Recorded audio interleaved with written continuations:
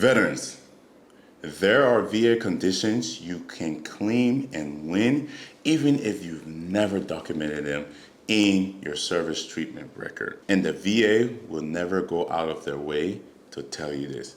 But guess what? I will. And I am going to break every single thing down for you in this video. Why? Because I've actually lived this and I've fought the system and I've bled in it and been denied, and now I've won. And going further than just winning for myself, I'm going to help you win. Because if you win, I win. It gives me purpose and it makes me smile as big as you guys are seeing me smile right now. All jokes aside, guys, if you've ever been told you don't have the evidence or it's not in your record, stay right here. This video is going to change everything for you. If you're new here, my name is Ruben Gama. I'm the CEO of VA Claims Made Easy. I'm a combat veteran that have been through the same process that you're going through, and now I use my experience to help you get through it faster because I know what it feels like when you're stuck, lost, confused, trying to traverse the complexity of the VA system. The smartest people on this planet are people who learn from other people's mistakes, not from theirs. I will prevent that, and you will prevent that by watching this video. Let's get into it. The fact of the matter is you are one documented truth away from changing your entire life, even if your service record says nothing. Before we get into the specific conditions, let me give you a mental framework you must understand. The VA does not require ongoing treatment in service, diagnosis in service, detailed documentations, perfect records, or proof in the way most veterans think. The VA does require a current diagnosis, a credible in-service event or exposures, a medical link/nexus, and that's it. The entire game is built on these three pillars, and understanding these three pillars means you can win with no service treatment documentations if you know how to articulate your story, connect the event, and get a strong medical opinion. This is what the VA doesn't advertise, but it's the backbone of so many approved claims. Now, let's break down the four major categories of conditions you can claim without service treatment documentations. And guess what? Like in all my videos, these aren't theories, these aren't guessing, they are real, proven categories veterans win every single day, including the same one I use to reach 100% PNT. Category 1, tinnitus.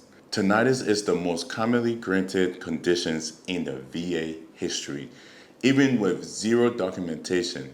Let's talk about tinnitus. What is tinnitus? Tinnitus is the ringing in your ear, and I guarantee if you have been around any loud noises, you probably have this. I know for a fact, if you're a combat engineer, you have this.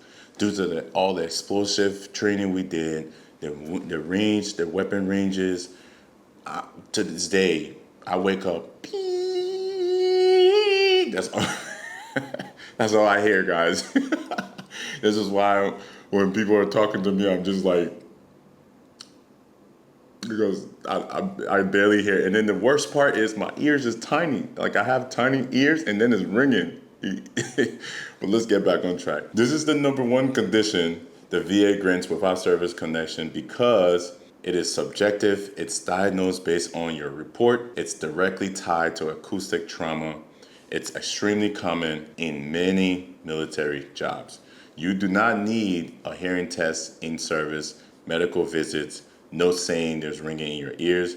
What you do need is a believable acoustic trauma, such as mortars, artillery, gunfire, helicopter, combat vehicles, aircraft, explosion, training ranges, airborne drops. You and I both know what that life is like. Sitting on the bird, waiting to get to the drop zone, all you hear is wind.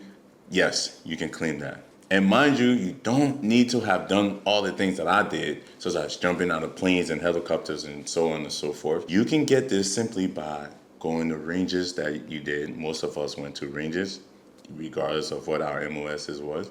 Sitting in the back of the LMTV, those was very loud too as well. if you have experienced that, you can claim it, right? Obviously, make sure you're telling the truth.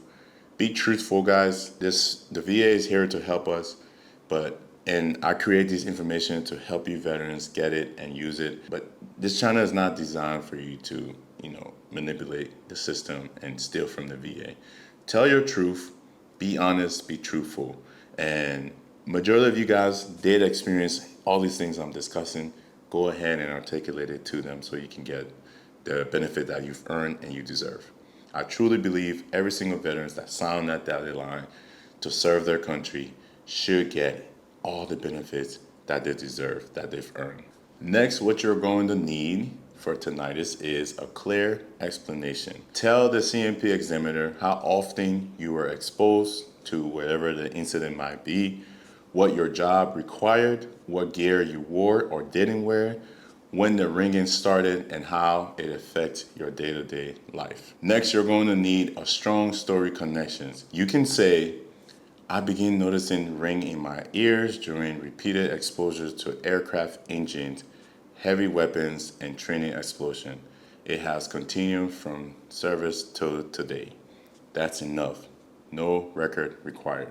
Category number 2 is PTSD, combat or non-combat. Let's break this down tactically. PTSD is one of the most misunderstood conditions in the entire VA system, especially when it comes to documentation. Here's the truth. You do not need PTSD treatment documented in service. In fact, most veterans have nothing written because the culture is suck it up. Stigma stop them from seeking help. The mission come first. And we didn't even recognize what PTSD was. The VA know this, which is why they allow PTSD claims to go without documentation if you meet the criteria. From my personal experience, I had no idea what PTSD was, and I was dealing with the symptoms to the point where one of the most major life-changing event that happened was I had a really bad anxiety episode, and I just didn't even know I was having an anxiety episode. So we all deals with all these wounds that we don't even know how to heal, and the worst part is we don't even know what's happening. So, and believe it or not, the VA takes this into consideration, guys. They understand. This is why I create these videos now for you guys, so that you can use the experience and the knowledge that I've gathered and recognize some of these symptoms is go get the benefits you deserve and get the help, because now I'm actually getting help. So let's split this into 2 different types. PTSD type 1 is combat PTSD. This one has the easiest evidentiary standards in the entire VA rules. If your DD-214 shows Afghanistan, Iraq, Kuwait, Saudi Arabia, combat action badge, combat infantry badge, Purple Heart, Airborne/air assault deployments, special operations, hazardous duties pay, or anything indicating hostile exposure, the VA automatically concede the stressor under fear of hostile military or terrorist activity. Meaning, you don't need verifications, you don't need documentations, you don't need record, you just need a diagnosis plus stressor statement. This is why so many veterans with PTSD win at no service treatment evidence. Type 2 is non-combat PTSD. This one is a little bit trickier, but it still does not require treatment in service. For example, training accidents, witnessing death, serious injury, natural disasters, STs. You know what ST means. I don't want to say the actual word before we get demonetized or flagged. Plane crashes, vehicle rollovers, assault, events where you witness buddies unalive themselves, rescue operations like Cortina, Pentagon attack events. What you do need is a verified stressors, something that can be proven, a diagnosis, a nexus. This can come from witness statement, newspaper article, reports, line of duty investigations, unit logs, buddy statements. You don't need medical notes saying veterans struggle with PTSD because most of us never actually report it. We never ever report it. This is known fact, especially if you're a paratrooper, especially if you're a combat engineer, you're a leader, if you're a soldier. We are just trained to keep pushing and deal with the pain and the wound to the point it becomes our norm. We've all been there. So this is important, guys. Believe it or not, the VA actually understand, and if you follow these steps, whether you fall on a type 2, you can still file that claim and you will get it. Category 3, paratroopers and air assault injuries. The military gives you a paratrooper's badge long before they give you the medical treatment. This is so true, guys. I cannot tell you how many times I got hurt on many jumps. Some were minor injuries such as rappelling down from a Chinook, burning my hands because we were fast roping down and I was sliding down the rope, and my gloves that was issued had a tear in it, and I had to choose whether to let my hand burn and get down to the ground safely or let go and possibly fall. Obviously, I'm going to hold the rope as much as I can, and that tore my hand up. And guess what? I never reported that. We just suck it up and kept moving because the mission came first. Prioritize yourself now that you are outside of the military, guys. Go and get these benefits that you've earned, especially if you have put in the work for your country. Let your country put in the work for you. This goes for every paratrooper, air assault soldiers, riggers, and anyone who has jumped, fast rope, rappel, or carry crazy loads. Your injury does not need to be documented through your service treatment record because the VA already recognized that airborne air assault soldiers sustain damage that often never gets medically recorded just due to the tempo of their units. So if you've ever jumped even once with a full gear, you've taken spinal shock through your knees, hips, back, and neck. And if you're like me who has done it multiple times from all over the world in all different terrains, you better go and file. Absolutely file. Because as we speak now, my back is killing me and I've only been sitting for a couple hours shooting these videos. File the claim, you deserve it. Regardless of if it was documented in service, regardless of if you have notes, no medical records, absolutely use this video as your framework. File. The VA laws allow you to claim back conditions, neck conditions, shoulders issues, hip problems, knee pains, ankle injuries, wrist issues, elbows issues, all based on documented airborne and air assault service. The proof that you're going to need is your DD-214, your 201 file, your jump log if you have it, your air assault badge if you have it, and that's all the evidence you're going to need. What you must do is explain how the injury happened: hard landing, night jumps, bad PLF, wind drag. Oh Lord, don't get me started on the wind drags. Every single time we landed, I got drove. I was just there fighting for my life as the wind is taking me in the chute, fighting until finally. Yes, that is injury prone. And if you have experienced that, you can claim this as well. Well, next is the equipment weight, repeated impact, ruck marches, helicopter insurgents, fast rope landing. No treatment required, just follow the steps that I've outlined. And here's the real talk, guys. Paratroopers do not heal, they adapt. The VA recognizes this, they understand, and they will actually work with you. This category alone can get so many vets that are stuck from that 10% to 90%, all the way up to 100% PNT, especially if you've served in any of those. All right, category number 4 is presumptive condition. The VA legally assume your condition was caused by service. No documentation is needed. This is the most powerful category, guys. Presumptive covers Agent Orange, Gulf Wars, Burn Pig PACT Act, Camp Lejeune, radiation, certain locations, certain time periods. If you serve at a qualifying location during a qualifying time frame and you have the qualifying conditions, you absolutely win automatically. That's why it's called presumptive conditions. No medical opinion needed, no service treatment record required.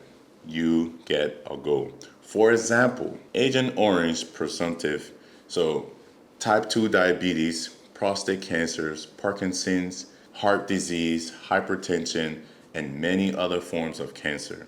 For the Gulf War plus Gulf War illness, such as asthma, allergic tinnitus, IBS, chronic fatigue, fibromyalgia, and any other undiagnosed illness. For the PACT Act, which involve burn pits, this alone has revolutionized the VA claims. Conditions include asthma, chronic bronchitis, tinnitus, COPD, and many other forms of cancers. Camp Lejeune, if you were at Camp Lejeune, which is the contaminated water, and you have kidney cancers, liver cancers, Parkinson's, adult leukemia, this rule is simple. If you fall in any of those categories, guys, you know exactly what you need to do. You don't need to have service treatment records to file those claims and win. You absolutely can file without. With that being said, if this video brought you value, share it with another veteran that you know is going to bring value to. If you need help with filing your claims, join my free Skool community group. The link is below. In there, you'll have a plethora of information that will absolutely help you for free. It's free. And also, if you didn't know, I'm developing the first ever VA claims AI agent that will literally be able to file your claims and walk you through the whole process, regardless of what your claims are, from the comfort of your home, on your phone, in the app. Click their link below as well. Join the waitlist. I would greatly appreciate you guys. We want to see how many people are actually interested in this and how many people we can serve. My name is Ruben Gama. I'm the CEO of VA Claims Made Easy. I truly hope this video brought you value. And if it did, go ahead and check out this one or this one. It will do just the same. I'll see you guys in the next one. Peace.